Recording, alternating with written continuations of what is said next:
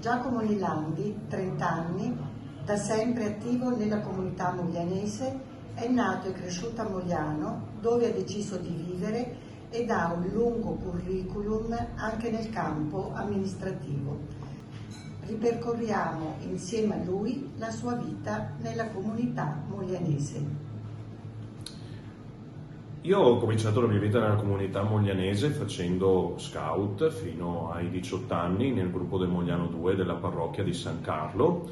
Poi mi sono spostato nel mondo dell'attivismo studentesco e della rappresentanza studentesca per poi approdare all'associazionismo giovanile fondando prima i Seekers qua a Mogliano e poi Officina 31021 da consigliere comunale delegato alle politiche giovanili, perché infatti poi a 19 anni ho avuto l'onore di essere scelto dai cittadini come consigliere comunale da 10 anni a questa parte. Da 3 anni sono stato eletto come segretario del Partito Democratico e da qualche mese a questa parte ho vinto le primarie diventando il candidato sindaco del centro-sinistra.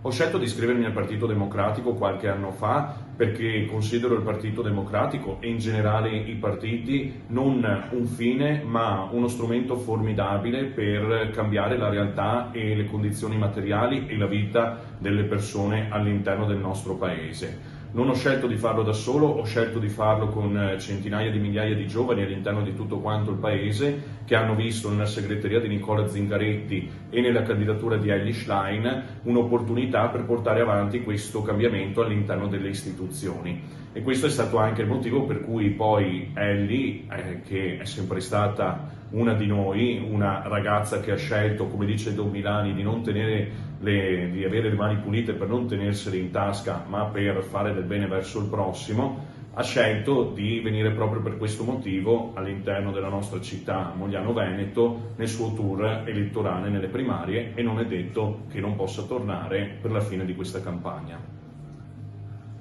Giacomo Nilandi sarà il sfidante dell'attuale sindaco Davide Bortolato e di Giuliana Tocchet.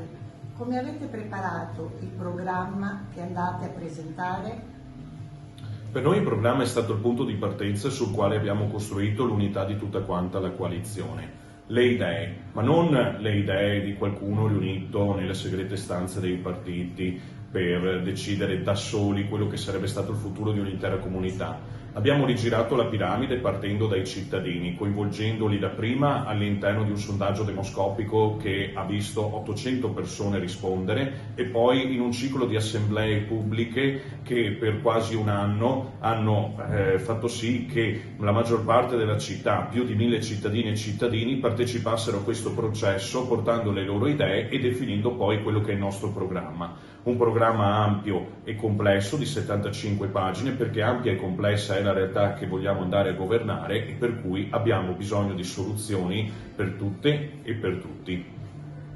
Fra i primi avete raccolto 700 firme necessarie per presentare le liste, un bel numero che sicuramente vi dà molta soddisfazione. Ora inizia la campagna elettorale vera e propria. Quali i punti salienti che dovrebbero spingere il cittadino a votare per lei?